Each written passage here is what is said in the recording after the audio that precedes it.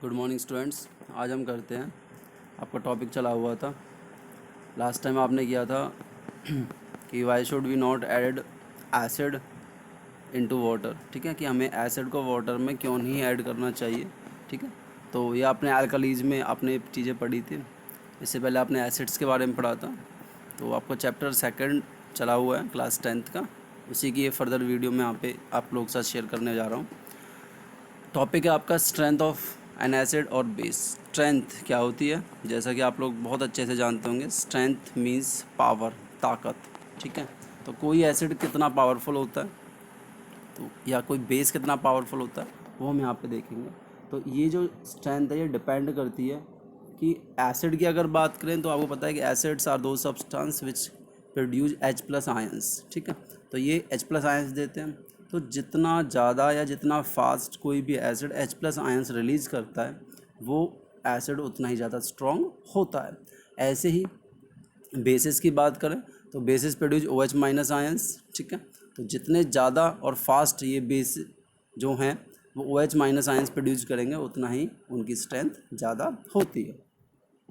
हमारे पास एक universal indicator होता है जिससे कि हम इनकी स्ट्रेंथ को पता कर सकते हैं और इसको हम कहते हैं pH स्केल। ठीक है, ये pH स्केल की जो रेंज है वो मूव करती है 0 to 14, ये इसकी रेंज होती है। 0 से लेकर 7 तक अगर हम बात करें, ठीक है, तो उनकी एक अलग पैरामीटर है और 7 से 14 तक बात करें तो अलग पैरामीटर है।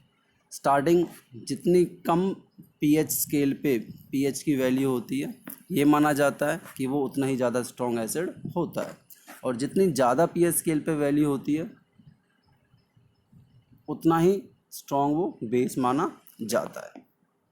pH है क्या, ये जर्मन एक वर्ड था पोटेंच, जिसका मतलब होता है पावर। तो P से पावर और H for hydrogen ion concentration. तो pH होती है power of hydrogen ion concentration. Scale है 0 से लेके वैरी करता है 14 तक, और 0 पे वेरी एसिडिक, बहुत ही ज़्यादा एसिडिक होता है 0 पे। 14 पे वेरी एल्कलाइन होता है और 7 को न्यूट्रल माना गया, फॉर एग्जांपल वाटर आपका। एक पीएच पेपर भी हम लोग यूज करते हैं, जैसे हम पीएच को आइडेंटिफाई करते हैं तो एक पेपर होता है जिससे आप पीएच के बारे में पता लगा सकते हैं। एक और यहाँ पे ध्यान देने वाली बात है कि इन्हीं नोट्स में पीएच दो तरह से लिखा हुआ है, एक ये और एक ये वाला, जबकि ये वाला राइट है, ये वाला रॉन्ग है। तो आपको जो पीएच लिखना है P स्मॉल और H कैपिटल। यहाँ पे कुछ एग्जांपल दे रखे हैं, वेरिएशन ऑफ पीएच दे रखी है। तो जैसे पीएच वैल्यू 0 है तो पीएच पेपर का कलर क्या आएगा, डार्क रेड आएगा। ठीक है, रेड कलर डेंजर के लिए होता है ना, तो एसिड भी डेंजर होते हैं। 4 की बात करें, ऑरेंज थोड़ा सा लाइट होता चला जाएगा, ऑरेंज और येलो की रेंज में पहुँचेगा, और ये भी एसिडिक होगा, जबकि 0 वाला हाईली एसिडिक था। अब हाईली एसिडिक तो बहुत ज़्यादा H+ आयंस प्रोड्यूस करते हैं और बहुत कम OH- आयंस प्रोड्यूस करते हैं। 7 पे पहुंचते हैं तो ग्रीन कलर शो करता है और ये न्यूट्रल है। यहाँ पे H+ आयंस और OH- आयंस इक्वल होते हैं। ठीक है, pH 7 पे दोनों प्रकार के जो आयंस हैं उनकी स्ट्रेंथ या उनकी कंसंट्रेशन इक्वल होती है। उसके बाद pH 10 पे ब्लूइश ग्रीन या फिर ब्लू कलर आता है जो कि एल्कलाइन है। यहाँ पे देखो जैसे ही 7 से ऊपर बढ़ेंगे तो अब H+ आयंस कम होते जाएंगे और OH- आयंस बढ़ते जाएंगे। तो H+ आयंस की कंसंट्रेशन लो हो जाएगी और OH- की हाई हो जाएगी। डार्क ब्लू या वॉयलेट हम इसे कह देते हैं, pH 14 पे हाईली बेसिक होते हैं। यहाँ पे H+ आयंस वेरी लो और OH- आयंस वेरी हाई होते हैं। अब देखिए strong acids give rise to more H+ ions. मैं आपको पहले ही बता चुका हूँ कि जो स्ट्रॉन्ग एसिड होगा वो ज़्यादा H+ आयंस प्रोड्यूस करेगा। इसके एग्जांपल यहाँ पे दे रखे हैं HCl, H2SO4 और HNO3। और जो H2SO4 है सल्फ्यूरिक एसिड इसे हम कहते हैं, HCl हाइड्रोक्लोरिक एसिड जो आपके स्टोमक में पाया जाता है, HNO3 नाइट्रिक एसिड, और सल्फ्यूरिक एसिड को किंग ऑफ द केमिकल भी कहा जाता है। जो वीक एसिड्स होते हैं वो कम H+ आयंस देते हैं। फॉर एग्जांपल CH3COH, ये आपका एसिटिक एसिड है, ठीक है। इथेनोइक एसिड भी आप इसे कह देते हो। H2CO3 कार्बोनिक एसिड, तो ये लेस H+ आयंस प्रोड्यूस करते हैं, इसलिए वीक एसिड होते हैं। स्ट्रॉन्ग बेसिस वो होते हैं जो ज़्यादा OH- आयंस प्रोड्यूस करते हैं। फॉर एग्जांपल NaOH, KOH और कैल्शियम हाइड्रोक्साइड। अब वीक बेसिस की बात करें जो लेस OH- आयंस प्रोड्यूस करते हैं। For example ammonium hydroxide NH4OH। Next दे रखी है एक टेबल जिसमें सॉल्ट और उनके डेरिवेशन दिखाए गए हैं कि कहाँ से वो ड्राइव होते हैं, कहाँ से हम उन्हें प्राप्त करते हैं। तो देखिए फर्स्ट आपका नेम ऑफ सॉल्ट है पोटेशियम सल्फेट, फॉर्मूला होता है K2SO4 और ये ड्राइव किया गया है KOH और सल्फ्यूरिक एसिड से।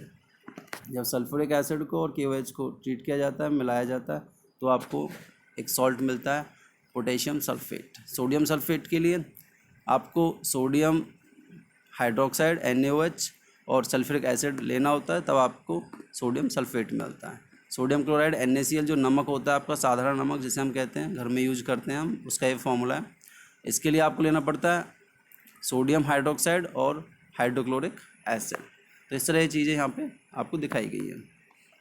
एक नोट यहाँ पे दे रखा है कि जो सोडियम क्लोराइड है और सोडियम सल्फेट है वो सोडियम साल्ट की फैमिली से बिलोंग करते हैं। क्यों? क्योंकि उनके सेम रेडिकल हैं, क्योंकि सोडियम सोडियम दोनों में कॉमन है।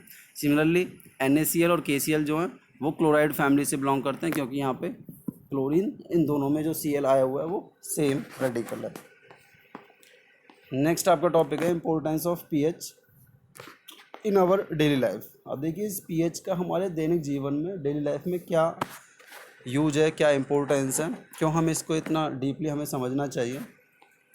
देखिए importance of pH in our digestive system. pH level of our body regulates our digestive system. देखो हमारी बॉडी का एक अपना pH सिस्टम होता है और उसी pH पे हमारी बॉडी काम कर पाती है। In case of indigestion our stomach produce acid in a very large quantity because of which we feel pain. कभी कभार देखो इंडाइजेशन होती है, खाना पचता नहीं है, अपच जिसे हम कहते हैं। तो उस केस में क्या होता है कि हमारी स्टोमक में बहुत ज़्यादा एसिड, हमारे स्टोमक में एसिड पाया जाता है HCl, ठीक है, जो कि हमारे फूड को डाइजेस्ट करने में हेल्प करता है। तो बहुत ज़्यादा ये कभी कभी सीक्रेट होने लगता है, जिसकी वजह से इंडाइजेशन होता है, खाना पचता नहीं है और हमें पेन होने लगता है और इरिटेशन इन आवर स्टोमक हम फील करते हैं, ठीक है। To get relief from this pain, तो इस पेन से आराम पाने के लिए हम एंटासिड यूज़ करते हैं। आजकल आप एग्जाम्पल के तौर पे आप देख सकते हैं कि कुछ एडवर्टाइजमेंट भी आती हैं, ठीक है, उनकी हेल्प से। जैसे इनो उसका एक एग्जांपल है जो आप टीवी में ऐड भी देखते हैं, ठीक है। तो इनो भी एक एंटा एसिड है। To get relief from this pain, तो इस पेन से आज़ादी पाने के लिए, आराम पाने के लिए एंटा एसिड्स यूज़ किए जाते हैं, ठीक है। उन एंटा एसिड्स में जनरली मैग्नीशियम हाइड्रोक्साइड होता है। क्या होता है? मैग्नीशियम हाइड्रोक्साइड, ठीक है, ये पाया जाता है उनमें। तो ये एंटा एसिड न्यूट्रलाइज कर देते हैं उस एसिड को और हमें रिलीफ मिल जाता है। देखिए जब भी रिएक्शन एसिड और बेस की होती है तो सॉल्ट और वाटर प्रोड्यूस होता है, तो यही रिएक्शन हमारे स्टोमक में होती है, तब हम एंटा एसिड ले लेते हैं, सॉल्ट और वाटर रिलीज होता है और वो एसिड का इफेक्ट कम हो जाता है। सेकंड है इसका pH ऑफ एसिड रेन। अब देखिए कई बार क्या होता है कि जब हमारे एनवायरनमेंट में गैसेस जैसे SO2 एंड NO2, ठीक है, CO2, ये बढ़ जाती हैं, कार्बन डाइऑक्साइड, सल्फर डाइऑक्साइड, इनकी जो मात्रा है वो बढ़ जाती है। तो हमारे रेन में बारिश जब होती है तो उस वाटर में ये गैसेस डिजॉल्व होकर, ठीक है, सल्फ्यूरिक एसिड फॉर्म करेगी SO2, ऐसे नाइट्रिक एसिड फॉर्म करेगी NO2। तो इस तरह से ये एसिडिक कुछ वाटर के साथ मिलकर प्रोडक्ट फॉर्म कर देते हैं और जो हमारी बारिश के साथ ज़मीन पर आ जाता है। तो अब जो हमारा वाटर है वो वाटर न्यूट्रल नहीं है, उसकी pH 7 नहीं है, उसकी pH एसिडिक हो गई है और उसकी pH 5.6 से कम हो गई है। तो जब ये एसिडिक वाटर जहाँ भी हमारे किसी एग्रीकल्चर लैंड में जाएगा, किसी रिवर में जाएगा, तो उस एनवायरनमेंट को भी, उस एटमॉस्फेयर को भी, आसपास की जो सराउंडिंग है उसको भी ये क्या करेगा, एसिडिक कर देगा, जिससे कि उस वाटर में रहने वाले जीवों के जीवन पर एक खतरा मंडराना शुरू हो जाता है, उनका जीवन संकट में पड़ जाता है। तो इसीलिए कई बार कहा भी जाता है कि जब भी पहली बारिश होती है, काफ़ी दिनों बाद अगर कोई बारिश हो रही है, तो उस बारिश में नहीं नहाना चाहिए, क्योंकि उस बारिश में एसिडिक आपके जो प्रोडक्ट हैं, कंपोनेंट्स हैं, वो पाए जाते हैं, उसमें एसिड्स पाए जाते हैं और वो वाटर एसिडिक होता है। Next, pH of the soil. तो प्लांट्स को भी एक प्रॉपर पीएच रिक्वायर्ड होती है, जिससे कि वो अपनी ग्रोथ कर सके। यदि सॉइल की पीएच कम हो जाएगी या बढ़ जाएगी, तो फार्मर्स को इसको स्टेबल करना होता है, ठीक है, उसमें कुछ केमिकल्स ऐड करने होते हैं, अदरवाइज हमारी जो प्रोडक्शन है, जो हमारी फसल की जो पैदावार है, वो कम होना शुरू हो जाती है। हमारे शरीर की बात करें तो हमारा जो बॉडी है वो भी एक पीएच रेंज में ही काम कर सकता है, 7.0 टू 7.8, ऑलमोस्ट ये न्यूट्रल ही होती है। Living organism can survive only in the narrow range of pH change.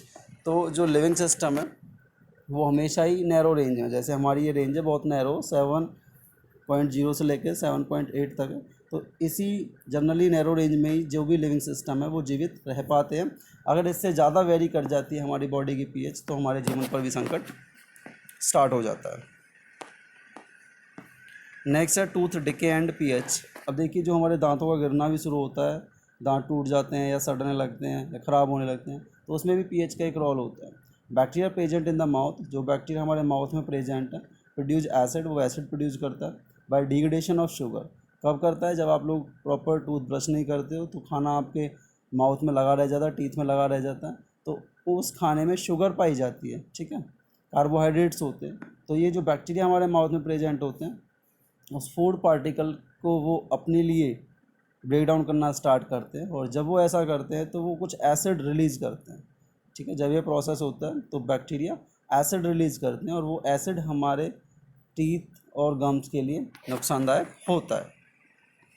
Using toothpaste, तो टूथपेस्ट को आप यूज़ करके, विच इज़ जनरली बेसिक, तो जनरली जो टूथपेस्ट का नेचर होता है वो बेसिक होता है और हमारे मुंह में एसिड बनता होता है, तो हम उनको जब रिएक्ट कराते हैं या हम टूथ ब्रश करते हैं या टूथपेस्ट करते हैं, तो उससे क्या है, जो एसिड एक्सेस में ज़्यादा रिलीज हुआ है माउथ में, वो न्यूट्रलाइज हो जाता है और हमारे टूथ डिके नहीं होने देता है वो। नेक्स्ट है बी स्टिंग और नेटल। बी स्टिंग, ठीक है, मक्खी, जो मधुमक्खी वगैरह होती है आपकी, या नेटल स्टिंग जो होती है, तो इनमें भी एसिड पाया जाता है। जब मान लो कोई मधुमक्खी, ठीक है, आपको डंक मार देती है तो स्वेलिंग आ जाती है ना, तो वो इसीलिए आती है कि उनके डंक में एक एसिड पाया जाता है। तो बी स्टिंग और नेटल स्टिंग में मिथेनोइक एसिड होता है, जो कि पेन भी कॉज करता है और इरिटेशन कॉज करता है।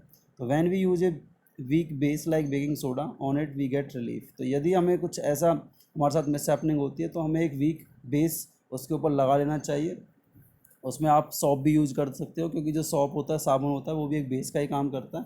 और बेकिंग जो सोडा है, ठीक है, जो दाल बनाने में या सब्जी बनाने में डाला जाता है, उसको भी आप यहाँ पे यूज़ कर सकते हैं। नेक्स्ट, न्यूट्रल कुछ सॉल्ट्स यहाँ पे दे रखे हैं। तो न्यूट्रल सॉल्ट्स बनते कैसे हैं? तो इसमें आपको स्ट्रॉन्ग एसिड लेना पड़ेगा और स्ट्रॉन्ग ही बेस लेना पड़ेगा। जब दोनों ही स्ट्रॉन्ग होंगे तो अल्टीमेटली वो न्यूट्रल सॉल्ट फॉर्म करते हैं। इसके एग्जांपल NaCl और कैल्शियम सल्फेट। अब देखिए, एसिडिक सॉल्ट आपको कैसे मिलेंगे? तो एसिडिक सॉल्ट आपको बनाना है तो आपके पास स्ट्रॉन्ग एसिड होना चाहिए, ठीक है, स्ट्रॉन्ग एसिड और वीक बेस। तो देखिए, दोनों को जब रिएक्ट कराएंगे तो जो चीज़ स्ट्रॉन्ग होगी वही अपने आप को आगे रिप्रेजेंट करेगी। तो स्ट्रॉन्ग एसिड और वीक बेस आपने लिया, दोनों को रिएक्ट कराया, तो आपको एसिडिक सॉल्ट मिल गए। और एसिडिक सॉल्ट की जो पीएच होती है वो 7 से कम होती है। ये आपको पता ही है कि एसिड्स की पीएच 7 से कम होती है। एग्जाम्पल हैं इसके, अमोनियम क्लोराइड, अमोनियम नाइट्रेट। अब आपको बेसिक सॉल्ट फॉर्म करना है, तो बेसिक सॉल्ट कैसे फॉर्म होगा? तो आपको स्ट्रॉन्ग बेस लेना पड़ेगा, ठीक है, और एसिड आपको वीक लेना पड़ेगा। पीएच आपको पता है कि इनकी 7 से ज़्यादा होती है। इसका एग्जांपल कैल्शियम कार्बोनेट CaCO3, ठीक है, और CH3COONA। इसे हम कह देते हैं sodium salt of acetic acid, ठीक है। CH3COH एसिटिक एसिड होता है, तो इसमें H को रिप्लेस करके आपने Na यहाँ पे यूज़ किया, तो ये सोडियम सॉल्ट बन गया एसिटिक एसिड का। नेक्स्ट है केमिकल्स फ्रॉम कॉमन सॉल्ट। अब कॉमन सॉल्ट से आप कौन कौन से केमिकल्स बना सकते हो? कॉमन सॉल्ट वही जो आप घरों में यूज़ करते हो, ठीक है, तो sodium chloride is called as common salt use in our food, हमारे खाने में इसका यूज़ किया जाता है। It is derived from sea water, समुद्र के पानी से ये आपको मिलता है। Rock salt is a brown colour large crystal, एक रॉक सॉल्ट होता है, रॉक आपको पता है चट्टानें होती हैं, ठीक है, वहाँ से एक सॉल्ट प्राप्त किया जाता है जो कि ब्राउन कलर्ड होता है और बड़े बड़े क्रिस्टल्स की फॉर्म में मिलता है। This is mind like call, जैसे कोयला निकाला जाता है ना खानों से, इसी तरह इसको भी माइंड किया जाता है वहाँ से। Common salt is an important raw material for many materials of daily use such as, तो जो कॉमन सॉल्ट है वो काफ़ी इंपॉर्टेंट रॉ मटेरियल है बाकी मटेरियल बनाने के लिए, ठीक है। कौन से? सोडियम हाइड्रोक्साइड बनाने के लिए, वॉशिंग सोडा बनाने के लिए और ब्लीचिंग पाउडर बनाने के लिए। फर्स्ट आपका है सोडियम हाइड्रोक्साइड, देखिए कैसे बनाया जाता है। तो ये जो सोडियम हाइड्रोक्साइड है, इसको बनाने का जो मेथड है उसको एक नाम दिया गया है क्लोर एल्कली, ठीक है। क्या दिया गया है? क्लोर एल्कली, क्योंकि यहाँ पे क्लोरीन बनती है और एल्कली बनता है, इसलिए इसको क्लोर एल्कली प्रोसेस हम कह देते हैं। तो chlor alkali because we get chlorine and base in this, ठीक है। तो आपने क्या लेना है? सबसे पहले आपको सॉल्ट लेना है, जो कॉमन सॉल्ट है आपका NaCl, वाटर में उसको ट्रीट कराना है, ठीक है। और इलेक्ट्रिसिटी यहाँ पे हम प्रोड्यूस करते हैं उसके अंदर, कॉमनली हम घर में ऐसा नहीं कर सकते, ठीक है। एक प्रॉपर आपके पास इंस्ट्रूमेंट होते हैं जिनसे हेल्प से ये आपको प्रोडक्ट मिलते हैं। तो आपको मिलेगा सोडियम हाइड्रोक्साइड एक्वस, पानी में घुला हुआ मिलता है, क्लोरीन गैस मिलती है और आपको हाइड्रोजन गैस मिलती है। तो देखिए, जब आपने NaCl को आपने इलेक्ट्रोलाइज कराया तो कैथोड पे, ठीक है, कैथोड एनोड दो इलेक्ट्रोड होते हैं, ठीक है। इलेक्ट्रिसिटी जब हम कनेक्ट करते हैं तो जो कैथोड है वहाँ पे आपको H2 मिलती है और जो एनोड है वहाँ पे आपको क्लोरीन गैस मिलती है और NOH वाटर में एक्वस फॉर्म में मिलता है, ठीक है। तो इनके यूजेज देखिए। अब जो ये हाइड्रोजन गैस आपको मिल रही है कैथोड पे, इसके यूज़ क्या है? इसको फ्यूल के तौर पे यूज़ किया जाता है और फर्टिलाइजर्स, खेतों की जो उर्वरक होते हैं, फर्टिलाइजर होते हैं, वहाँ पे इनका यूज़ किया जाता है। एनोड पे जो आपको क्लोरीन गैस मिल रही है, वाटर ट्रीटमेंट, देखो गंदा जो पानी होता है उसमें कोई बैक्टीरिया इन्फेक्शन होता है तो उसमें क्लोरीन गैस पास की जाती है जिससे उसका इन्फेक्शन या बैक्टीरिया ख़त्म हो जाते हैं। इसके अलावा PVC बनाने में, ठीक है, पॉलीविनाइल क्लोराइड, CFCs, ठीक है, क्लोरोफ्लोरोकार्बन, जैसे आपके फ्रिज वगैरह होती है पहले इसमें यूज किया जाता था, अब इसको बैन कर दिया गया है। पेस्टिसाइड्स, जो आपको पेस्ट को किल करने के लिए, ठीक है, कुछ केमिकल्स बनाए जाते हैं, उनमें भी क्लोरीन का यूज़ किया जाता है। इसके अलावा जो NaOH यहाँ पे आपको मिला है उसका यूज़ कहाँ किया जाता है? सोप एंड डिटर्जेंट मेकिंग में उसका यूज़ किया जाता है, पेपर एंड फाइबर मेकिंग में इसका यूज़ किया जाता है। अब ये तो इनके इंडिविजुअल यूज हो गए, लेकिन अगर हाइड्रोजन और क्लोरीन को दोनों को मिलाकर, ठीक है, हम देखें तो उनसे फर्दर क्या चीज़ें बनाई जा सकती हैं। तो जब दोनों को आप रिएक्ट कराते हैं तो हाइड्रोक्लोरिक एसिड बनता है जिसका यूज इंडस्ट्री में, मेडिसिन में और कॉस्मेटिक्स में किया जाता है। ऐसे ही अगर NaOH और Cl2 दोनों का हम कॉमन यूज देखें, अगर दोनों से कोई नया प्रोडक्ट बनाया गया हो तो उससे क्या केमिकल्स हमें मिलेंगे? तो यहाँ पे ब्लीचिंग जो पाउडर होता है, ठीक है, ब्लीच करने में जो काम में लिया जाता है वो यहाँ पे हमें मिलता है। और इससे हाउस होल्ड, घर के जो सामान होते हैं उनको ब्लीच किया जाता है, कलर किया जाता है, एक तरह से आप ये समझें, ठीक है। उससे ब्लीच करने से क्या होता है, उसका जो कलर है वो इतना मॉडिफाइड हो जाता है, इतना अट्रैक्टिव हो जाता है, इसीलिए हम इसका फैब्रिक में भी ब्लीचिंग में इसका यूज किया जाता है। अब देखिए ब्लीचिंग पाउडर क्या इसका फॉर्मूला होता है, कैसे ये फॉर्म होता है। तो जब हम अभी हमने देखा कि ब्लीचिंग पाउडर को बनाने के लिए आपने ऊपर देखा था NaOH, ठीक है, sodium hydroxide. Generally calcium hydroxide भी एक बेस है जैसे NaOH था, तो कैल्शियम हाइड्रोक्साइड लिया जाता है और उसमें क्लोरीन गैस पास की जाती है, ठीक है। कैल्शियम हाइड्रोक्साइड का फॉर्मूला हो गया CaOH की होल ट्वाइस, और क्लोरीन आपको पता है Cl2। इन दोनों को जब रिएक्ट कराया जाता है तो आपको मिलता है ब्लीचिंग पाउडर CaOCl2, ये इसका फॉर्मूला है ब्लीचिंग पाउडर का, और वाटर साइड प्रोडक्ट के रूप में निकल जाता है। अब इस ब्लीचिंग पाउडर का यूज आपने अभी देखा टेक्सटाइल, फैक्ट्रीज, लॉन्ड्री, ठीक है, डिसइंफेक्टेंट, ठीक है, इन्फेक्शन को हटाने में, ठीक है, यूज किया इनका जाता है। नेक्स्ट है बेकिंग सोडा। बेकिंग सोडा घरों में यूज किया जाता है, इसका कॉमन नेम की अगर बात करें तो वो होता है सोडियम हाइड्रोजन कार्बोनेट, सोडियम, ठीक है, सोडियम Na, हाइड्रोजन H और कार्बोनेट CO3, ये इसका फॉर्मूला है, सोडियम हाइड्रोजन कार्बोनेट। कैसे फॉर्म किया जाता है इसको? आप कॉमन सॉल्ट लेते हैं NaCl, उसमें वाटर ऐड करते हैं, कार्बन डाइऑक्साइड ऐड करते हैं और अमोनिया ऐड करते हैं। ठीक है, क्या क्या लेते हैं? कॉमन सॉल्ट NaCl, उसमें आपने वाटर ऐड किया, कार्बन डाइऑक्साइड ऐड की और आपने अमोनिया ऐड किया NH3, तो आपको मिल जाता है NaCO3, सोडियम हाइड्रोजन कार्बोनेट और अमोनियम क्लोराइड NH4Cl, ये आपको मिल जाते हैं। जब आप इसको हीट करते हैं सोडियम हाइड्रोजन कार्बोनेट को, तो देखो हीट करने पे आपको सोडियम कार्बोनेट मिलता है। इससे क्या मिलता है? सोडियम कार्बोनेट, और वाटर अलग साइड प्रोडक्ट के रूप में, और कार्बन डाइऑक्साइड भी रिलीज कर जाती है। ठीक है, तो CO2 produces during dough to rise and make cake. अब यहाँ पे जो CO2 प्रोड्यूस हो रही है, ये CO2 का यूज किया जाता है केक बनाने में, पेस्ट्रीज बनाने में, ठीक है, ब्रेड बनाने में। उनमें फ्लफ़ी होता है ना, होल होल से होते हैं, वो होल्स इसीलिए होते हैं ब्रेड के अंदर कि जब ये बेकिंग पाउडर उनमें डाला जाता है तो CO2 गैस निकलती है, और जो CO2 गैस है जब वो निकलती है तो वो होल्स बना देती है, वहाँ पे पोर्स बना देती है।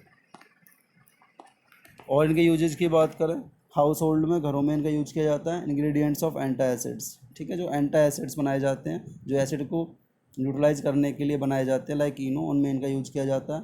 और बेकिंग पाउडर बनाने में इसका यूज किया जाता है। देखिए, अगर हम बेकिंग पाउडर को हीट करते हैं तो क्या प्रोड्यूस होता है? On heating baking powder produces NaCO3, ठीक है, प्लस H+ आयंस।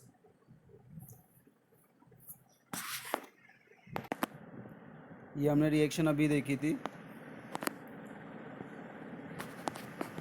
ये वाली रिएक्शन है जो, इसकी वो बात कर रहा है कि जब हम हीट करते हैं, ठीक है, बेकिंग पाउडर को, तो हमें सोडियम कार्बोनेट मिलता है, और सोडियम कार्बोनेट को हम वॉशिंग सोडा भी कहते हैं। ठीक है, क्या कहते हैं इसको? वॉशिंग सोडा भी कहते हैं। तो वॉशिंग जो सोडा है उसको हम कैसे फॉर्म करते हैं? Recrystallisation of sodium carbonate. अब जो सोडियम कार्बोनेट ऊपर मिला है, ठीक है, Na2CO3 जो आपको मिला है, उसको रिक्रिस्टलाइज करते हैं, उसमें वाटर ऐड किया जाता है। 10 मॉलिक्यूल्स इसके पास वाटर के होते हैं, तो sodium carbonate plus 10 molecule of water, इसको हीट किया जाता है, तो ये 10 molecule of water 1 molecule of sodium carbonate के साथ कंबाइन कर जाते हैं, सोडियम कार्बोनेट डॉट 10H2O। तो इस तरह ये फॉर्म हो जाता है वॉशिंग सोडा। इसका यूजेज आपको ऑलरेडी पता ही है, क्लीनिंग में यूज़ किया जाता है, ठीक है, जैसे लाइक सॉप की तरह, कपड़े धोने में यूज़ किया जाता है, डोमेस्टिक पर्पज़ में, ठीक है ना, removal of hardness of water. जो कुछ वाटर ऐसा होता है जो हार्ड होता है, हार्ड मतलब जो आप कह सकें कि भाई कई बार सॉल्टी पानी होता है ना, नमकीन पानी होता है, उसे पीने का मन नहीं करता, कई जगह वो नलों में ऐसा पानी आता है, तो ये हार्डनेस की वजह से होता है, उसमें कई सारे सॉल्ट पाए जाते हैं। तो इस हार्डनेस को रिमूव करने के लिए भी डिटर्जेंट यूज़ किए जाते हैं। जनरली क्या होता है, कई बार आप ना कभी ये ट्रायल करके देखना कि हार्ड वाटर, ठीक है, जो आपका सॉल्टी वाटर है, उसमें कपड़े आप साफ़ करना साबुन के साथ, वो इतने अच्छे से साफ़ नहीं होंगे ना, वहाँ पे इतने झाग बनेंगे। लेकिन अगर इसी काम को आप डिटर्जेंट के साथ करते हो तो बहुत अच्छे से हो जाता है। तो इसका मतलब क्या हुआ कि डिटर्जेंट ने उसकी हार्डनेस को कम कर दिया। नेक्स्ट, मैन्युफैक्चर ऑफ बोरेक्स, ठीक है, बोरेक्स एक केमिकल है, तो उस केमिकल को बनाने के लिए भी सोडियम कार्बोनेट का यूज किया जाता है, या वॉशिंग सोडा का यूज किया जाता है। Next, water of crystallization means क्या है? देखो, अभी आपने ऊपर देखा कि 10 मॉलिक्यूल्स ऑफ वाटर के साथ जुड़े हुए थे, तो इसी को हम कहते हैं वाटर ऑफ क्रिस्टलाइजेशन। तो कई बार क्या होता है, किसी पर्टिकुलर केमिकल में fix number of water molecules add होते हैं, तभी उसका प्रॉपर जो केमिकल फॉर्मूला है वो हम रिप्रेजेंट कर पाते हैं, इसी को हम कह देते हैं वाटर ऑफ क्रिस्टलाइजेशन। तो fix number of water molecules present in one formula unit of A salt, किसी भी सॉल्ट की वन फॉर्मूला यूनिट, ठीक है, फॉर्मूला यूनिट की अगर हम बात करें तो बेसिक जो स्ट्रक्चर है उसकी हम बात कर रहे हैं, तो उसमें जितने नंबर ऑफ वाटर मॉलिक्यूल्स होते हैं उसी को हम वाटर ऑफ क्रिस्टलाइजेशन कह देते हैं। तो on heating copper sulphate crystal water droplets appear. जब हम हीट करेंगे तो कॉपर सल्फेट क्रिस्टल्स जो हैं, तो वाटर ड्रॉपलेट्स यहाँ पे आपको शो करेंगी। तो formula of hydrated copper sulphate, तो जब हाइड्रेटेड की बात करेंगे कॉपर सल्फेट की, तो इसका फॉर्मूला होता है CuSO4.5H2O। तो एक कॉपर सल्फेट के मॉलिक्यूल के साथ 5 मॉलिक्यूल वाटर के जुड़े होते हैं। जिप्सम जो है, ठीक है, जिप्सम भी वाटर ऑफ क्रिस्टलाइजेशन कैरी करती है। इसका जो फॉर्मूला होता है जिप्सम का, कैल्शियम सल्फेट 0.2H2O ये होता है इसका। और इस जिप्सम को खेतों में भी डाला जाता है, ठीक है, जैसे उसका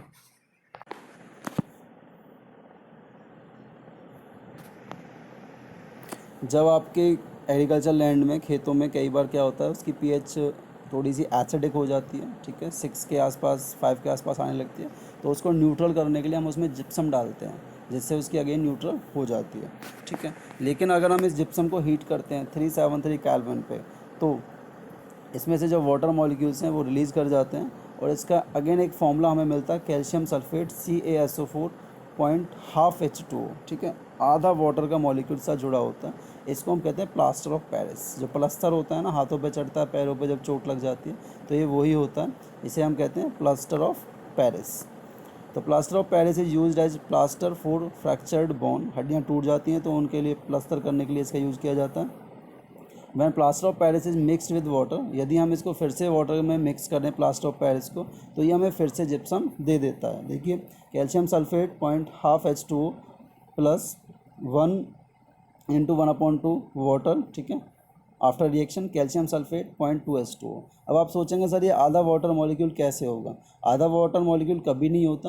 अल्टीमेटली हम ये कह सकते हैं कि जब दो कैल्शियम सल्फेट हैं तो उन दो कैल्शियम सल्फेट के बीच में एक वाटर मॉलिक्यूल होता है, ठीक है। एक के साथ आधा है तो दो के साथ क्या होगा? कंप्लीट। तो इस तरह होता है कि दो कैल्शियम सल्फेट के मॉलिक्यूल होंगे और उनके साथ एक वाटर मॉलिक्यूल जुड़ा होगा।